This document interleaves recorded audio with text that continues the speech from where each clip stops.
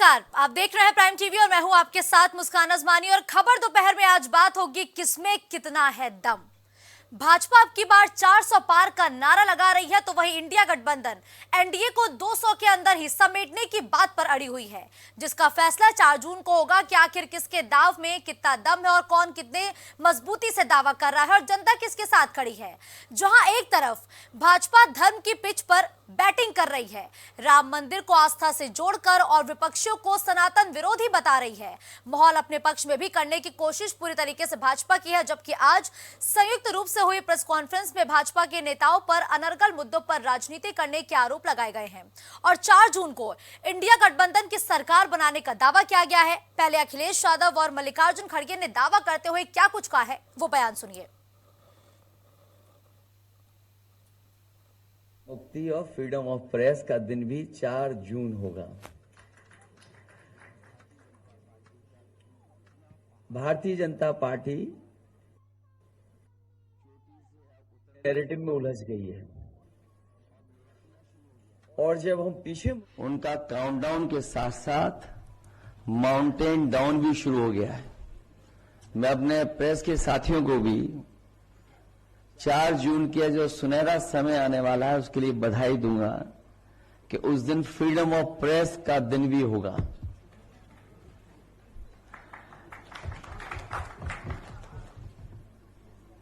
Media मुक्ति और freedom of press का दिन भी 4 जून होगा। भारतीय जनता पार्टी अपने ही नेगेटिव नैरेटिव में उलझ गई है और जब हम पीछे मुड़ करके देखते हैं 10 साल दिल्ली की सरकार और लगभग 7 साल उत्तर प्रदेश की सरकार में हर बात उनकी झूठी निकली, वादे उनके झूठे निकले। 4 चरण के चुनाव पूरा हो चुके हैं। इंडिया गठबंधन मजबूत स्थिति में है। हिंदुस्तान की जनता ने मोदी जी की विदाई तय कर दी है। पूरे देश का माहौल देखकर मैं विश्वास के साथ कह सकता हूं 4 जून को इंडिया गठबंधन नई सरकार बनाने जा रही है। हो सकता है आप लोगों को ताज्जुब होगा, ये इलेक्शन रहने की वजह से हर लोग ये अचंभे से ही इसको देखते हैं। और 2024 का चुनाव देश का सबसे बड़े महत्वपूर्ण चुनाव है। ये चुनाव देश के लोकतंत्र को बचाने का, संविधान को बचाने का ये चुनाव है।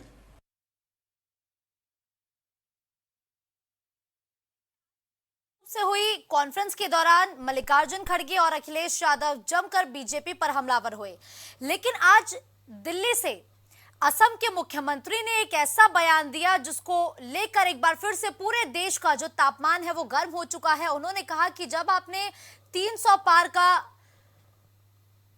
संकल्प लिया और 300 पार भारतीय जनता पार्टी को दिया, तब राम मंदिर बना। अगर इस बार जनता भरपूर तरीके से बीजेपी का समर्थन करती है, एनडीए के साथ खड़ी होती है, तो इस बार बारी है मथुरा और काशी की। अब उनका बयान सुनते हैं। मथुरा में ईदगाह का जगह में कृष्ण जन्मभूमि का भव्य कृष्ण जन्मभूमि बनेगा। लोग अविश्वास नहीं करता है, लोगों को मालूम है कि ये संभव है और ये एकदम इजीली इट इज अचीवेबल है, ये संभव है। अब हमारा 300 सीट था, हमने राम मंदिर बनाया। अभी हमारा 400 सीट होगा, मथुरा में भी कृष्ण जन्मभूमि बनेगा और ज्ञानव्यापी मस्जिद का जगह में बाबा विश्वनाथ का बड़ा भव्य मंदिर बनेगा। तो अब हमें सीट देते रहे। मुगल उन्हें जितना कारनामा करके गया था, हम लोग सब साफ करते करते चला जाऊंगा। भारत को साफ करने का अभी बहुत कुछ बाकी है ना, अभी भी तो काम खाली नहीं हुआ है। अभी 7 दिन से कश्मीर से पिक्चर आ रहा है, पाक ऑक्युपाइड कश्मीर से हर दिन वहां एजिटेशन हो रहा है और लोग भारत का तिरंगा पताका हाथ में लेके हर दिन आंदोलन कर रहे पाकिस्तान का खिलाफ। वो देख के मेरा ये भी लगता है कि वो शुरुआत है। मोदी जी को 450 सीट मिलेगा तो पाक ऑक्युपाइड कश्मीर भी भारत का ही हो जाएगा। शुरुआत आगाज हो चुका है, उसका भी आगाज हो चुका है। 100 वर्सेस 200 की जंग और कौन जमाए गरम, आज इन्हीं सवालों पर बड़ी चर्चा करेंगे, जिसके लिए मेहमान हमारे साथ जुड़ चुके हैं। पहले उनका परिचय आपसे करवा देती हूं। बालकृष्ण पांडे, प्रवक्ता भाजपा, इस वक्त स्टूडियो में मेरे साथ मौजूद है। वही समाजवादी पार्टी की तरफ से धर्मेंद्र सिंह इस वक्त मेरे साथ जुड़ चुके हैं। वही रोहन सिंह जी, प्रवक्ता कांग्रेस, इस चर्चा में अपना पक्ष रखेंगे। और इस चर्चा की शुरुआत सबसे पहले करना चाहूंगी मैं बालकृष्ण पांडे जी से। बालकृष्ण जी, अखिलेश यादव और मल्लिकार्जुन खड़गे आज एक संयुक्त प्रेस कॉन्फ्रेंस करते हैं, उसमें ये कहते हुए वो नजर आ रहे हैं कि 4 जून को एनडीए की सरकार खत्म होने जा रही है और इंडिया गठबंधन विजय रथ पर सवार होने वाली है। देखिए मुस्कान जी, आज दोनों सामंतवादी दलों के राष्ट्रीय अध्यक्ष एक साथ उन्होंने कुछ बात कही है, क्योंकि 4 चरणों में उनको ये आभास हो चुका है कि माननीय नरेंद्र मोदी जी के नेतृत्व में पुनः एनडीए की सरकार इस देश में बनने जा रही है। एक बात। दूसरी बात, इस देश का जनमानस जानता है कि इस बार का चुनाव ये प्रजातंत्र बनाम सामंतवाद का है। इस बार का चुनाव ये पाकिस्तान परस्त लोगों को और दंगावादी पार्टी के खिलाफ राष्ट्रवादी लोगों का और भारत की सांस्कृतिक अस्मिता को मजबूत करने वाले लोगों के बीच में ये चुनाव है। तो इस देश का जनमानस बहुत ठीक से जानता है कि एक तरफ 60 साल का भ्रष्टाचार है, एक तरफ 10 वर्ष का विकास है, एक तरफ 60 साल इस देश में घोटाला करने वालों की सरकार रही है, एक तरफ देश 60 सालों तक इस देश में मुस्लिम परस्त तुष्टीकरण की सरकार रही है, तो एक तरफ इस देश में राष्ट्रवादी सरकार रही है। 140 करोड़ लोगों के हित को सोचने वाले प्रधानमंत्री नरेंद्र मोदी जी हैं। तो इस देश का जनमानस बहुत ठीक से इस बात को जानता और समझता है, और वो एनडीए के पक्ष में, विकास के पक्ष में, सनातन अस्मिता के पक्ष में, विरासत के पक्ष में मतदान कर रहा है। पुनः 4 जून को भारतीय जनता पार्टी की सरकार अब की बार 400 पार, जो इस देश के 140 करोड़ जनमानस का नारा है, वो पुनः चरितार्थ होगा। ठीक है रोहन सिंह जी, एक तरफ तो मल्लिकार्जुन खड़गे आश्वस्त है जी। धर्मेंद्र जी, इसके बाद सीधा आप करूंगी। एक तरफ तो मल्लिकार्जुन खड़गे जी और अखिलेश यादव लगातार यही कह रहे हैं कि जब 4 जून को नतीजे आएंगे तो बीजेपी की सरकार का सफाया हो जाएगा और केंद्र में एक बार फिर से इंडिया गठबंधन काबिज होने वाली है। लेकिन बालकृष्ण पांडे जी कह रहे हैं कि एक तरफ 60 साल की जो देश को गर्त में ढकेलने की कोशिश थी, एक तरफ वो जंग है, दूसरी तरफ लड़ाई ये है कि 10 साल के विकास की, और जो जनता है वो 10 साल के विकास के साथ है। इसको इस बात से समझिए, ये बता नहीं पाए, 4 चरण गुजर गए और कोई पूछा कि क्या किए 10 साल में, बता नहीं पाए। लोग पूछते रहे कि वो मेट्रो जो इन्होंने गांव गोद लिए, जो इन्होंने 100 स्मार्ट सिटी बना रहे थे, जो ये बुलेट ट्रेन चला रहे थे, जो ये 2 करोड़ रोजगार सालाना दे रहे थे, जो ये किसानों की आय दुगना कर रहे थे, किसी पे कोई बात करने के लिए इनके पास मुंह नहीं है। इनके पास ये अब ये छतरई वाली बात होती है कि जब कि आप कोई भी मतलब अनर्गल आप टिप्पणियां और अनर्गल आरोप लगाइए, दिन भर कुछ भी बात करते रहिए। सेम पूरा इनके चुनाव डिरेल हो चुका है ये पूरे भारत में। इनका प्रधानमंत्री जी तभी अंबानी अडानी से लेकर सबका नाम लेने लगे, आप खुद समझ सकती हैं। तो ये कोई बहुत बड़ी बात नहीं, चुनाव ने करवट ले लिया है और भारतीय जनता पार्टी फिर से 2004 रिपीट होने जा रहा है। उस टाइम पर भी इंडिया साइनिंग का नारा दिया गया था, फिर इंडिया साइनिंग कैसे बैठ गया 2004 के मई में हम सब ने देखा था। उसी तरह से 2024 के मई में ये मोदी की गारंटी और ये सारा सब खत्म हो जाएगा, कुछ नहीं। बिल्कुल ठीक है। हाँ बालकृष्ण पांडे जी, एक सवाल और रहेगा आपसे कि असम के सीएम का बयान अभी हम अपने दर्शकों को भी सुना रहे थे, आपने भी सुना होगा। लाजमी है कि अगर इन 10 सालों में वाकई विकास सर्वोपरि होता तो फिर से एक बार काशी और मथुरा के नाम पर वोट तो नहीं मांगा जाता ना।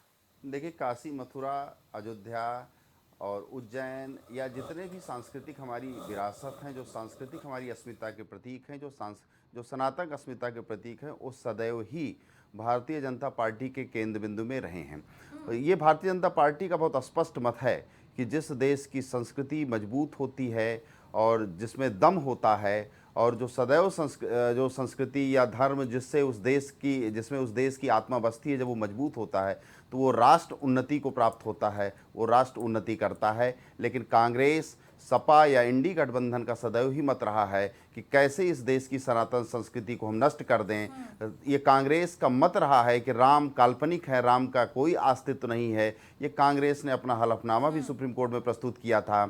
और मैं फिर वही बार बार दोहराना चाहता हूँ कि किस प्रकार से सपा की सरकार ने कारसेवकों पर, राम भक्तों पर गोली चलवाने का काम किया था, किस प्रकार से राम मंदिर के उद्घाटन समारोह में जब वहाँ के ट्रस्ट ने अखिलेश यादव और समाजवादी पार्टी को निमंत्रित किया तो इन लोगों ने जाने से मना कर दिया, कांग्रेस ने जाने से मना कर दिया। तो मैं फिर बता दूं, एक तरफ सनातन धर्म, सनातन अस्मिता के साथ चलने वाले लोग हैं, दूसरी तरफ विधर्मी लोग हैं, सनातन अस्मिता के विरोध में खड़े हुए लोग हैं। और मैं फिर कह दूं कि ये देश बहुत ठीक से जानता है, ये देश धर्म प्राण देश है, ये देश इनको कभी माफ़ नहीं करेगा। और मोदी जी इस देश के सबसे मजबूत और सशक्त नेता हैं, उनके नेतृत्व में ये देश मतदान कर रहा है 4 चरणों में। एनडीए बहुत ही मजबूत है और 4 जून को पुनः भारतीय जनता पार्टी की सरकार 400 से ज़्यादा सीटें जीतकर एनडीए सरकार बनाएगी, इसमें मुझे कोई संदेह नहीं है। बिल्कुल ठीक है, एनडीए की सरकार बनेगी। अब सीधा मैं रुख करूंगी धर्मेंद्र सिंह जी का, जो हमारे साथ इस वक्त जुड़े हैं। देखिए, बड़े आरोप एक बार फिर से बालकृष्ण जी ने आप पर लगाए हैं कि आप सनातन संस्कृति को नष्ट करना चाहते हैं, जो कि भारत की खूबसूरती है और जनता समझ चुकी है, इसीलिए जनता आपके साथ नहीं है, ना आपकी बातों में आने वाली है। मुस्कान जी, चाहे इनके असम के मुख्यमंत्री हो, चाहे देश के प्रधानमंत्री हो, या अभी बालकृष्ण जी भारतीय जनता पार्टी का पक्ष रख रहे थे, इनके मुंह से प्रजातंत्र शब्द तो बिल्कुल शोभा नहीं देता है। जो संविधान बदलने वाले हो प्रजातंत्र की बात और दुखाई दे रहे हैं। दूसरी महत्वपूर्ण बात है, यदि आज जो सवाल 2024 में जो चुनाव हो रहा है, ये महत्वपूर्ण मुद्दे और महत्वपूर्ण सवाल ये है कि 2014 और 19 में जो घोषणा पत्र लेके आए थे, उसका कितना इन्होंने काम किया। वो शायद संविधान की जानकारी उनको नहीं है, कानून की जानकारी नहीं है। असम के मुख्यमंत्री जी को वो कह रहे थे आपने 300 सीट दिया तो मैंने मंदिर बनाया अयोध्या में। शायद उनको मालूम नहीं है कि अयोध्या में मंदिर भारतीय जनता पार्टी ने अपने वादे के अनुसार नहीं बनाया। अयोध्या में मंदिर माननीय सर्वोच्च न्यायालय के आदेश के बाद बना है, उसमें भारतीय जनता पार्टी के योगदान का कोई प्रश्न नहीं उठता। और दूसरी बात महत्वपूर्ण यह है कि जब जनता सवाल इनसे पूछ रही है कि आपने बेरोजगारों को नौकरी देने का वादा किया था और आपने जो है उनको नौकरी न दे करके अनेक जो मध्य वर्ग और गरीब लोगों के बच्चे सेना में जाते थे और सीमाओं पर सीना तान के रक्षा करते थे, साथ साथ परिवार भी का पालन पोषण करते थे, उसको आप अग्निवीर योजना ले आए, जो कि एक तरह से संविदा की तरह है। 3 साल 4 साल की नौकरी के बाद वो रिटायर हो जाएंगे, उनके भविष्य और उनके परिवार का भविष्य का कोई ठिकाना नहीं। किसान की आय दोगुनी करने की बात किए थे, किसान को आपने उनके हाल पर छोड़ दिया। अलबत्ता अपनी जायज मांगों के लिए आंदोलनरत किसानों को जो आपने 3 काले कानून ले आए थे, जो बाद में आपने गलती मान के वापस लिया, और साथ साथ उनकी जायज मांगे थी कि एमएसपी पे गारंटी दो। आपने वादा किया था 2022 तक हम आपको किसानों की आय दोगुनी करेंगे। आपने 750 किसान मर गए, उनके सामने आपने कीले ठोक दी, उनपे ड्रोन से जो के लिए गए थे ड्रोन, उन पर आप किसानों से जो है गोले बरसाए आंसू गैस के। आपने आधी आबादी की बात की थी, आधी आबादी आपने देखा उनकी इज्जत ताकतार हो रही। मणिपुर में क्या हो रहा है, कठुआ के रेपिस्टों का आपने माला पहना है, गुजरात में क्या हुआ और किस तरह से हाथरस में बेटी को न्याय नहीं मिला। आपने वादा किया था कि महंगाई समाप्त करेंगे। महंगाई की क्या स्थिति है? महंगाई आप 2 गुना से 3 गुना से ज्यादा महंगाई बढ़ गई। आपने डीजल, पेट्रोल को और गैस सिलेंडर लेकर के प्रदर्शन किया था और कहा था कि बहुत हुई महंगाई की मात। अब की बार मोदी सरकार हो गया उल्टा, 300 का सिलेंडर 1100 में पहुंचा दिया। आप किया था कि भ्रष्टाचार समाप्त करेंगे, आप तो आकंठ भ्रष्टाचार में डूब गए। आपने तो इलेक्टोरल बॉन्ड से उन कंपनियों से पैसा लिया जिनकी दवाओं के सैंपल फेल थे। आपने उन कंपनियों से पैसा लिया जिनके यहाँ ईडी सीबीआई की रेट पड़ती है, आपने पैसा ले लिया। आपने पैसा ले लेकर के पैसा लो और काम दो, चंदा लो, पर आपने तो पैसा लो और काम दो, ये आपकी स्ट्रेटजी है और इसी स्ट्रेटजी पे बीजेपी लगातार आगे बढ़ रही है, अपना फायदा देख रही है, जनता को दरकिनार कर रही है। मैं मुस्कान जी बता दूं, इलेक्टोरल बॉन्ड से चंदा वादा किया था, सारे दलों ने लिया है। हमारी बात पूरी हो जाने दे। आपने माँ गंगा से वादा किया था कि मैं माँ गंगा का बेटा हूँ, माँ गंगा को साफ करूंगा, और आपने एनजीटी में फिर दिया 12 जनपद उत्तर प्रदेश के ऐसे हैं जहां एक भी काम आपने सीवरेज सिस्टम को साफ करने के नहीं हुआ, गंदगी छोड़ रहे हैं गंगा गंगा में। आपने काशी को कोयटो बनाने का वादा किया था, आज कोयटो के लोग जवाब देने के लिए तैयार हैं। तो आपने सीमाओं पे सीमाओं का बड़ा लंबा चौड़ा बयान दिया था। आपके सांसद, मैंने आपके सांसद सुब्रमण्यम स्वामी ने कहा 4000 मील जमीन चाइना ने कब्जा कर लिया। लद्दाख के अंदर नॉर्थ ईस्ट की बात करते थे, लद्दाख के अंदर किस तरह सोनम वांगचुक धरने पर है कि यहाँ डेमोग्राफी बदली जा रही है। और तो और आप दुनिया की सबसे बड़ी पार्टी होने का दम भरते हैं और मणिपुर और कश्मीर में आपको प्रत्याशी उतारने की हिम्मत नहीं रह गई है। ये हैसियत हो गई, ये स्थिति हो गई भारतीय जनता पार्टी की। और लगभग 400 के 379 सीटों पर जो चुनाव हुए हैं, भारतीय जनता पार्टी को मालूम हो गया है कि शायद दहाई में रह गए हैं, 100 का आंकड़ा नहीं पार कर पा रहे हैं। इसीलिए अब वो ध्रुवीकरण, चाहे प्रधानमंत्री जी की बात हो, विकास से हट करके पाकिस्तान और अरे रुकिए ना, फिर पाकिस्तान आ गया भाई। देश का चुनाव है, आम चुनाव है, जनता का चुनाव है, इसमें बार बार पाकिस्तान का जिक्र क्यों? मैं बीजेपी से भी यही उम्मीद करती हूँ कि पाकिस्तान का जिक्र ना किया जाए, और आपसे भी गुजारिश है पाकिस्तान का जिक्र ना करें। जनता की अपनी परेशानियां बहुत है, जनता के मुद्दों पर आप बात नहीं कर रहे हैं, चाहे आप हो, चाहे कांग्रेस हो, चाहे बीजेपी हो। नहीं मुस्कान जी, आप प्रधानमंत्री की भाषा देखिए और कोई नहीं उठा रहा है। किस तरह से पहले चरण में वो विकास की बात करते थे, पहले चरण के चुनाव के बाद उन्हें एहसास हो गया कि मैंने कुछ काम नहीं किया है, तो वो तुरंत घुसपैठी और आबादी बढ़ाने वाली बिरादरी का नाम लेने लगे। और दूसरे चरण के आने के बाद वो पहुंच गए पाकिस्तान और मंगलसूत्र पर। तीसरे चरण में सोना कांग्रेस। उन्हीं फवाद चौधरी ने राहुल गांधी को बेस्ट ऑफ लक भी कहा है। तो आप, इन्होंने पूछा था कि आरडीएक्स कहां से आया, तो निश्चित रूप से राहुल गांधी फवाद चौधरी से पूछ के बता सकते हैं, या राहुल गांधी को जानकारी होगी इंडी गठबंधन को कि आरडीएक्स कहां से आया था। मैं दूसरी बात, एक बात बहुत स्पष्ट तौर पे बता दूं, ये जब बेरोजगारी की बात करते हैं तो बेरोजगारी सिर्फ सैफई खानदान के पास आई है, क्योंकि आज सैफई खानदान के 5-6 लोग चुनाव लड़ रहे हैं। पहले जब इनकी सरकार हुआ करती थी तो 30 से 35 पद इनके खानदान के पास होते थे। तो बेरोजगार सिर्फ सैफई खानदान हुआ है। और सैफई खानदान के प्रवक्ता को मैं फिर बता दूं कि सैफई खानदान के प्रवक्ता ये समझ लें कि सैफई खानदान और सामंतवादी कांग्रेस की जो सरकार रही है, जो कांग्रेस का खानदान है, गांधी खानदान, ये अभी बेरोजगार रहने वाले हैं। इस देश का जनमानस सामंतवाद के पक्ष में, सैफई खानदान के पक्ष में कतई वोट नहीं करने वाला है। वो प्रजातंत्र के साथ है,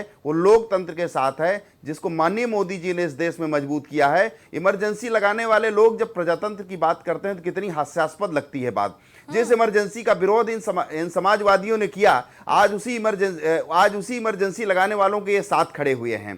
तो इनको समझ में नहीं आता कि वैचारिक रूप से भी ये कहाँ हैं, किस प्रकार का काम कर रहे हैं। तो इनका राम विरोध, प्रजातंत्र विरोध, इमरजेंसी लगा देना, और कितनी सरकारें इन्होंने स्टेट की गिरा दी अपने 60 साल की सरकार में इमरजेंसी लगा के गिरा दिया। तो कुल मिला के जब ये लोग प्रजातंत्र की बात करते हैं, ये लोग भ्रष्टाचार की बात करते हैं, ये खानदानी लोग हैं। इनका लक्ष्य था देश पे जैसे राजा शासन करते हैं वैसे ये लोग शासन करते रहें। एक गरीब घर से बालकृष्ण जी, यही आरोप वो आप पर लगाते हैं कि अगर अब बीजेपी आ गई तो तानाशाही आ जाएगी। एक दशक में 14 से लेके अब तक मुस्कान जी, क्या गरीबों को 4 करोड़ मकान क्या मोदी जी की सरकार में मिले या नहीं मिले? मिले, 100% मिले। आप सर्वेक्षण करा लीजिए। मैं बार बार कहता हूं कि मीडिया बहुत अच्छी तरीके से इस बात को दिखवा सकता है, जान सकता है, निष्पक्ष होता है। इस प्रजातंत्र का चौथा स्तंभ है लोकतंत्र का। 4 करोड़ मकान गरीबों को दिए गए। जो गरीब यदि छूट गए हैं तो उनको भी इस अगली पंचवर्षीय में पूरा हम उसको करने का काम करेंगे, मोदी जी ने कहा। आयुष्मान भारत का कार्ड, ये बहुत बड़ी योजना है विश्व में। किसी भी देश में इस प्रकार की चीज लागू नहीं है।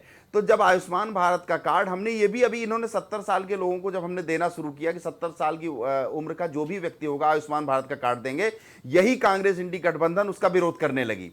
तो इनको देश के आम जन को मिलने वाली सुविधाएं, देश के आम जन को जो आवश्यकताएं हैं, जब उसकी पूर्ति होती है तो इनको बर्दाश्त नहीं होता मुस्कान जी। ये सदैव ही विकास के साथ ये कभी रहे ही नहीं। इनकी एक योजना है मनरेगा। मनरेगा का काम था क्या? मनरेगा रोजगार दे सकता है क्या? मनरेगा ने तो सिर्फ मजदूरी सिखाई इस देश को कि मिट्टी पाटो निकालो। यही कांग्रेस ने आज तक किया है। न इन्होंने कभी नए संयंत्र लगाए, न नए कल कारखाने लगाए, न इन्होंने कुछ इस प्रकार का काम, सिर्फ भ्रष्टाचार किया इस देश में, घोटाले किए। बिल्कुल ठीक है। रोहन सिंह जी, अब आपकी जो मनरेगा एक बड़े पैमाने पर आपके शासनकाल में योजना चल रही थी, उस पर सवाल खड़े हो रहे हैं। बालकृष्ण जी कह रहे हैं कि हम तो आत्मनिर्भर बना रहे हैं, चाहे वो युवा हो चाहे वो महिला हो, वो तो आत्मनिर्भर लेकिन बना रहे हैं, ये कांग्रेस पकौड़ा ने तल देश की लेंगे। जनता को मजदूर बनाना सिखाया है।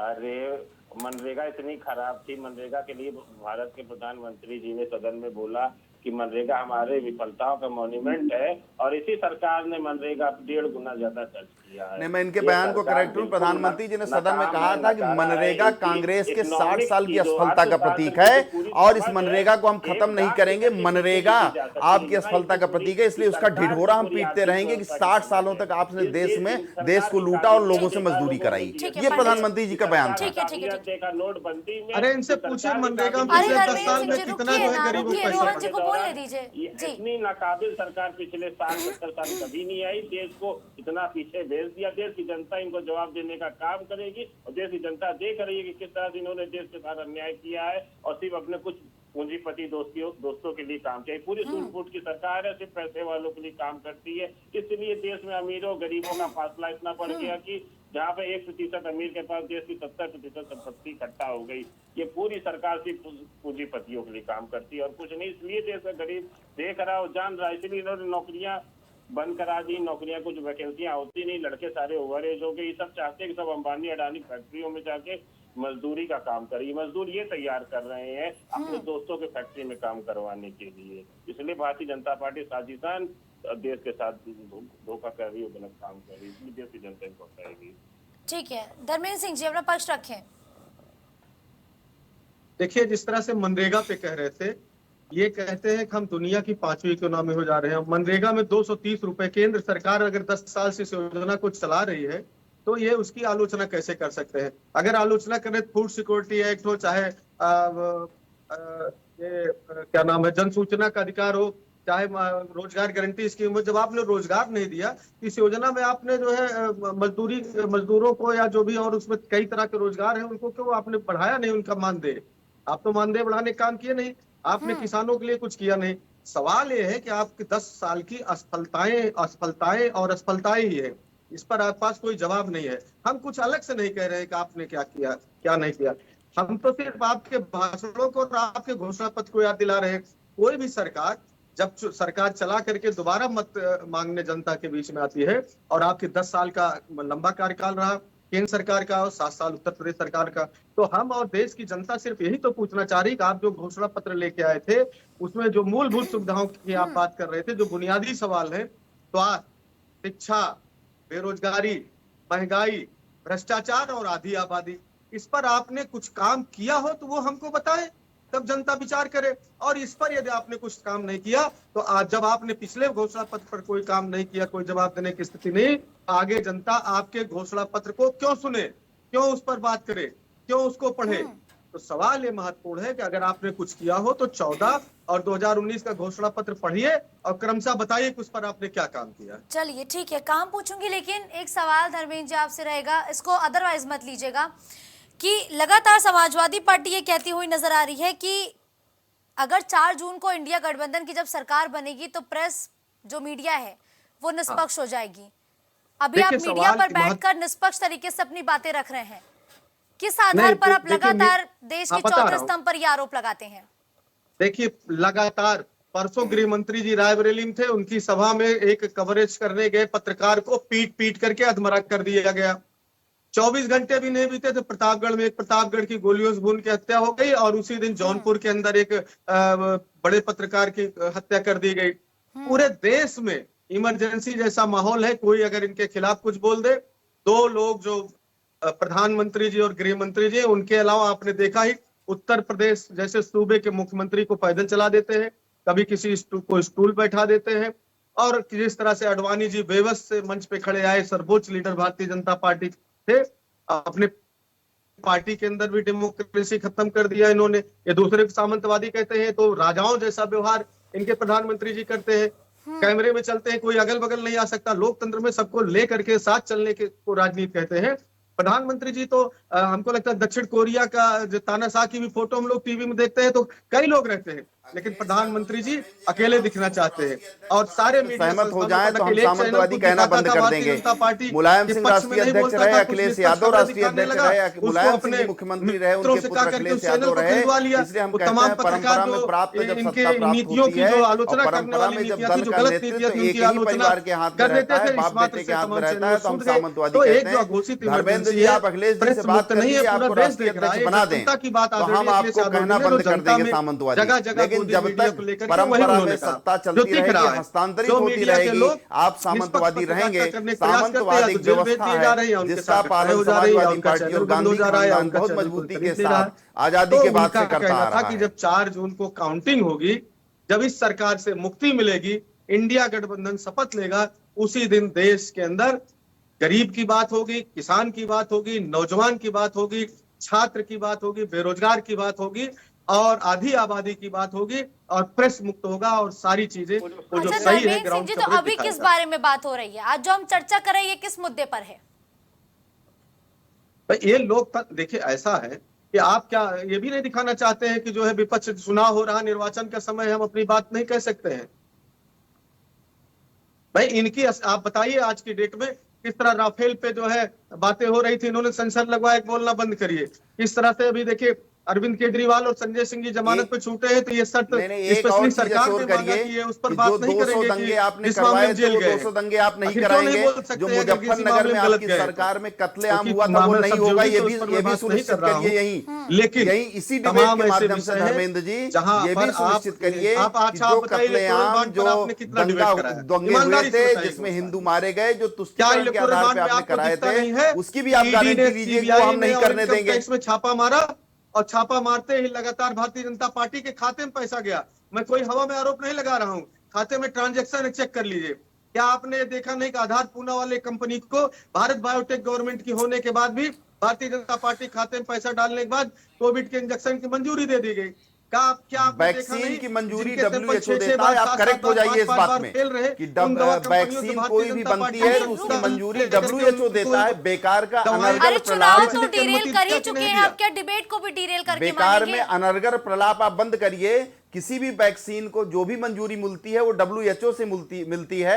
आधार पूनावाला को जो भी मंजूरी मिली थी वो WHO से मिली थी। तो इसलिए बेकार का अनर्गल प्रलाप न करिए। आप तो वैक्सीन का विरोध करने वाले लोग हैं, वैक्सीन न लगाई जाए इसलिए अपील करने वाले लोग हैं। रोहन सिंह जी, अगर आपके 60 सालों के शासनकाल से जनता संतुष्ट होती और अगर 2014 के बाद से देश में कोई काम नहीं हुआ होता तो 2019 में वापस बीजेपी की सरकार क्यों आती? सुनिए ना, जनता जागरूक है, आप मानते हैं ना? सुनिए, आप खुद सुनिए, कहते हैं जनता जागरूक है। कोई हमेशा राजा नहीं रहता है और नरेंद्र मोदी जी के अंदर एक हुनर है। हुनर इनको राजा ही याद आते हैं क्योंकि इनकी परंपरा में राजा है। हुनर है कि वो पल में हंसते हैं, पल में रोते हैं, पल में कहानी बताते हैं। अरे उनसे बड़ा चलिया किसी ने देखा नहीं, आप खुद जानते हैं। और जिस तरह से पुलवामा हुआ, पुलवामा का कभी सच भी बाहर नहीं आया। ये सरकार के क्लोजेट में इतने स्केलेटन हैं, इनके अलमारियों में इतने कंकाल दफने, जब ये हटेंगे तब सब बाहर आएंगे, तब एक एक चीजों के लिए ये इनको जिम्मेदारी लेनी होगी। और उसके लिए जो इन्होंने अगर कुछ गलत काम किया, जिसके साथ जो भ्रष्टाचार किया होगा, उसके लिए दंड भी देंगे। अच्छा, रोहन सिंह जी चुनौती दे रहे हैं क्या बीजेपी को कि अगर कल को आपकी सरकार आती है तो आप बीजेपी के भी सारी फाइलें खोल देंगे? नेशनल हेराल्ड केस में माँ बेटे जमानत पे हैं और केस बीजेपी का खोल रहे हैं। इनको शर्म आनी चाहिए। नेशनल हेराल्ड घोटाले में माँ बेटे दोनों जमानत पे हैं और बात करते हैं कि भारतीय जनता पार्टी का पिटारा खोल देंगे। अभी तो बचिए, ट्रायल चल रहा है, सब जुडिस मामला। देखिए कोर्ट का निर्णय क्या आता है। कहीं ऐसा ना हो कि अंदर जाना पड़ जाए, कोर्ट का जजमेंट इस प्रकार का हो। तो कुल मिला के भ्रष्टाचार पे आप बात ना करें तो ठीक है, घोटाले पे आप बात ना करें तो ठीक है। घोटाला आपके खानदान के रग रग में है। जिस खानदान की परंपरा का आप प्रतिनिधित्व कर रहे हैं उसके रग रग में घोटाला है और इस देश को लूटना उसके रग रग में है। सनातन विद्रोह उसके रग रग में है। तो जो आपने काम किया है ये देश आपको माफ नहीं करने वाला है। मोदी जी के नेतृत्व में पुनः ये देश खड़ा हुआ है, पुनः मोदी जी के पक्ष में मतदान कर रहा है और मोदी जी पुनः इस देश प्रधानमंत्री बनेंगे। बहरहाल आप सभी पार्टियों के प्रवक्ताओं को और शीर्ष नेतृत्व को सोचना चाहिए कि वोटिंग परसेंटेज लगातार कम हो रहा है।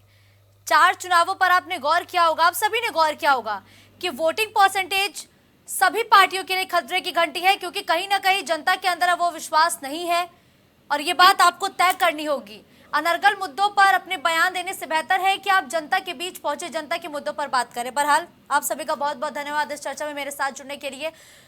तो 4 चरणों के चुनाव खत्म हो चुके हैं, वोटिंग परसेंटेज लगातार कम हो रहा है, बाकी 3 चरणों के चुनाव शेष है, लेकिन उसके बावजूद भी जो जनता के मुद्दे हैं वो कहीं ना कहीं गायब से नजर आ रहे हैं। एक बार फिर से पाकिस्तान का मुद्दा पुरजोर तरीके से सुनाई दिया। तो वही आज अखिलेश यादव एक प्रेस कॉन्फ्रेंस करते हैं जिसमें वो अपनी जीत को लेकर मजबूत दावा पेश करते हैं और कहते हैं कि 4 जून को जब नतीजे आएंगे तो उस दौरान केंद्र की सत्ता बीजेपी के हाथ से निकलकर इंडिया गठबंधन के हाथ में आ जाएगी। अब अखिलेश यादव के वादों में, दावों में कितना दम है, ये देखने वाली बात होगी। आज की चर्चा में फिलहाल के लिए बस इतना ही। देश और दुनिया की बड़ी खबरों के लिए आप देखते रहे प्राइम टीवी।